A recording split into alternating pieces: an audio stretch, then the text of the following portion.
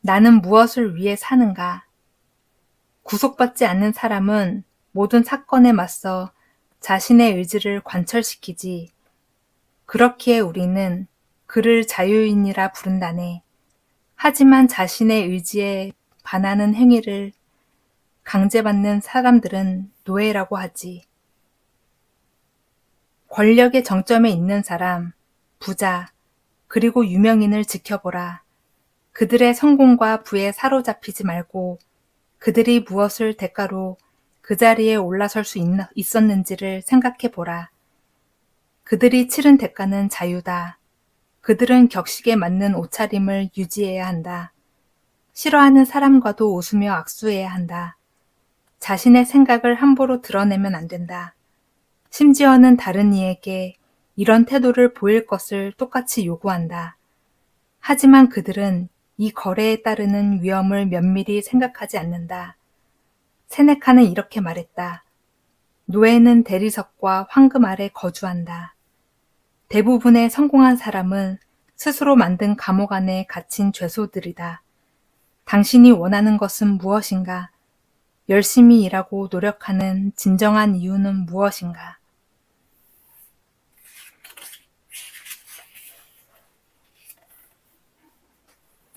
타인의 잘못을 바라볼 때, 당신 옆에 누군가가 잘못을 저지른다면 즉시 선과 악에 대한 그들의 견해가 어떤지를 생각해 보라. 그렇게 하면 그 사람의 사정을 헤아리게 되어 놀라거나 화내지 않게 될 것이다. 당신도 선악에 대해 그 사람과 동일하거나 비슷하게 판단하기 때문에 잘못을 저지른 사람을 이해하고 용서하게 된다. 하지만 만약 당신이 어떤 것들에 대해 선하다거나 악하다는 판단을 아예 하지 않는다면 삐뚤어진 시각을 지닌 자를 너무도 쉽게 용인하게 될 것이다. 소크라테스는 기꺼이 잘못을 저지르는 사람은 없다 라고 말했다.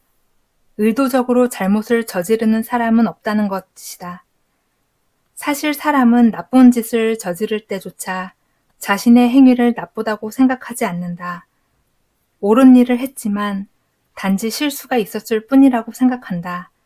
그게 아니라면 아예 가치 판단조차 하지 않으려 한다. 우리는 자신의 행위를 합리화하려고 한다. 이것은 마치 알링턴에 있는 남부군 기념탑과 같은 것이다.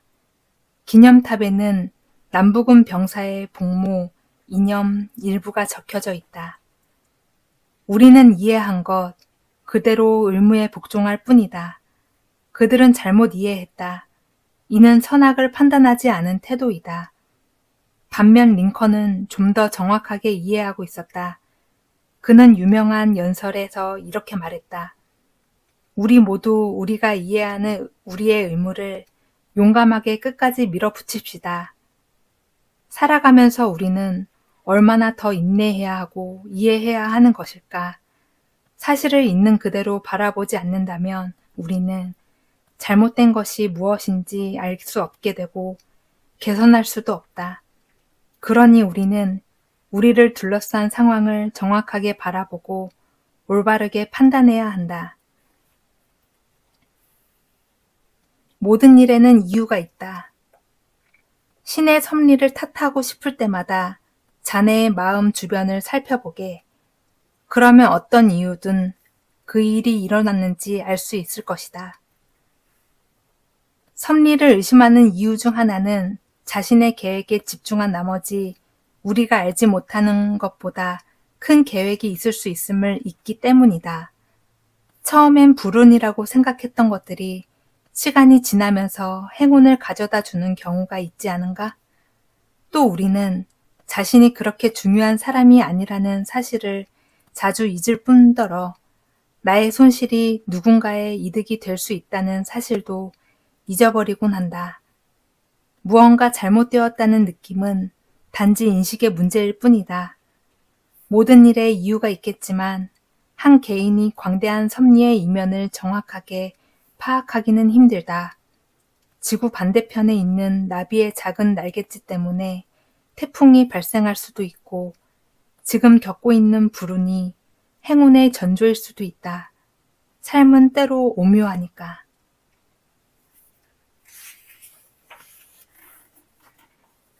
자부심은 나의 적이다. 제노는 지식을 확고하게 이해하기 위해서 자기 기만을 가장 경계해야 한다고 말했다. 자기 기만과 가대망상은 그저 성가시기만 한 것이 아니다. 마찬가지로 그릇된 자부심 또한 단지 불쾌하고 정이 가지 않는 녀석에 그치는 것이 아니다. 이것은 배우고 성장하는 우리를 방해하는 불구대천의 원수다. 에피테토스는 이미 알고 있다고 생각하는 사람을 가르치기란 불가능한 일이라고 말했다. 자신이 이미 완벽하며 널리 존경받는다고 생각한 한 우리는 어떤 덕성도 함양할 수 없으며 타인의 존경을 얻는 것도 불가능하다. 그런 의미에서 그릇된 자부심과 자기 기만은 인간이 마땅히 가져야 하는 미덕의 적이다. 이 둘은 무엇이든 이미 갖고 있다 라며 우리를 속인다. 그러므로 우리는 우리를 속이기 위해 기민하게 달려오는 자부심을 적대하는 마음으로 대해야 한다. 소유할 수 있는 것은 현재뿐이다. 3,000년을 살아간다고 할지라도 헤아릴 수 없이 많은 인생을 살 수 있다고 할지라도 명심하라. 우리가 잃어버리는 것은 현재 우리가 영위하고 있는 순간의 삶이며 소유할 수 있는 것 또한 지금 이 순간일 뿐이다. 긴 삶이든 짧은 삶이든 동일하다. 우리 모두가 소유할 수 있는 것은 지금 스쳐 지나가고 있는 현재밖에 없다. 과거를 잃어버리거나 미래를 잃어버릴 수는 없다.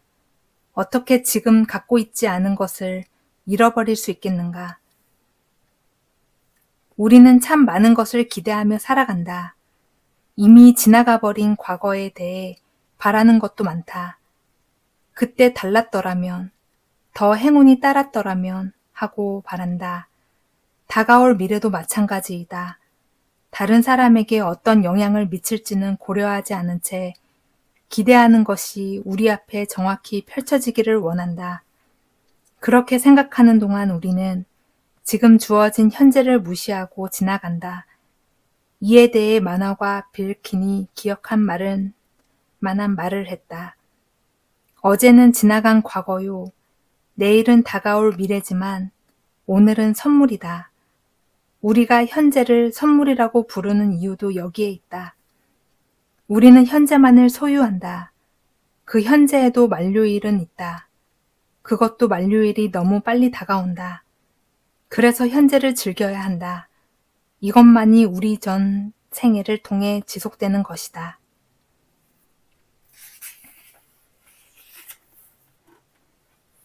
우리가 경배해야 하는 것. 세계를 이해할 수 있는 인간의 능력을 경배하라. 이 능력으로 인해 우리의 도덕적 원칙, 자연의 모순과 논리적 사고의 결과로 구축된 인간적 질서 사이의 간극을 메워 나갈 수 있다. 이것은 성실과 함께 타인에 대한 배려와 신에 대한 복종도 요구된다. 인간은 사고할 수 있는 능력을 가졌다. 지금 당신은 이 책을 읽을 수 있으며 모순된 상황 속에서 합리적인 유추를 하는 것도 가능하다. 이 능력으로 인해 우리는 자신이 처한 상황을 개선할 수 있다. 이 능력에 대해 적절한 평가를 하는 것보다 중요한 것은 없다. 이것이야말로 본질적인 능력이기 때문이다. 하지만 모두가 그렇게 운이 좋은 것은 아니다. 어떤 이들은 이에 대해 생각조차 하지 않는다. 주어진 상황과 조건을 헤쳐나갈 수 있는 논리력과 합리적 추론을 사용할 수 있는 우리의 능력을 축복해야 한다. 이 능력으로 인해 주어진 조건을 대체하고 개선할 수 있는 상상도 할 수 없는 힘이 우리에게 주어졌다. 하지만 이 능력에는 책임감도 함께 따라온다는 사실을 명심하라. 나의 선택이 나를 완성한다. 자네의 용모와 머리 모양이 자네를 드러내는 것이 아니라네. 선택의 능력이야말로 자네가 누구인지 온전히 드러낸다네. 선택이 아름다우면 자네 또한 그렇게 될 것이네. 브래드 피트가 주연한 영화 파이트 클럽에서는 이런 대사가 나온다. 당신은 당신의 직업이 아니야. 은행 계좌에 얼마나 많은 돈을 갖고 있느냐가 당신에 대해 말해주지도 않아. 무슨 차를 모느냐도 당신에 대해 말해줄 수가 없고 지갑에 있는 현금도 당신에 대해 말해주지 않아. 우리가 실제 누구인가 하는 문제에 대해 오늘날 사회가 던져주는 이미지는 혼란하기만 하다. 특히나 미디어는 고의적으로 그 본질을 흐린다. 무엇이 당신의 본질을 드러내는가? 시간이 흘러도 변하지 않는 당신의 본질은 무엇인가? 당신의 아름다움과 매력은 어디에서 비롯되며 그 본질은 무엇인가? 스토아 철학자가 우리에게 말하는 것이 이것이다. 사물들이 어떻게 나타나는지는 중요하지 않다.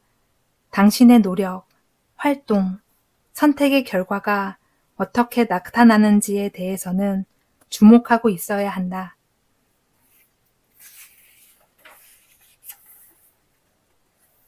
가장 기본적인 원칙. 사람에게 필요한 것은 이것뿐이다. 지금 이 순간에 대한 명확한 판단력, 지금 이 순간에 맞는 상식적인 행동, 그리고 일이 잘 되어갈 때 감사하는 태도. 우리는 이것이 바로 헤라클레이토스의 생각으로 기프로스의 제논이 맡은 것은 이라고 말하며 독특한 신념을 설파한 스토아 철학자들에 대해 하루 종일 얘기할 수 있다. 하지만 이와 같은 사소한 일회적인 사실들이 우리 삶을 진정으로 변화시키지는 않는다. 그보다는 스토아 철학에서 가장 기초가 되는 원칙을 기억하라. 모든 결정의 다음의 원칙을 적용하자. 정확하게 인식하라. 적절하게 행동하라.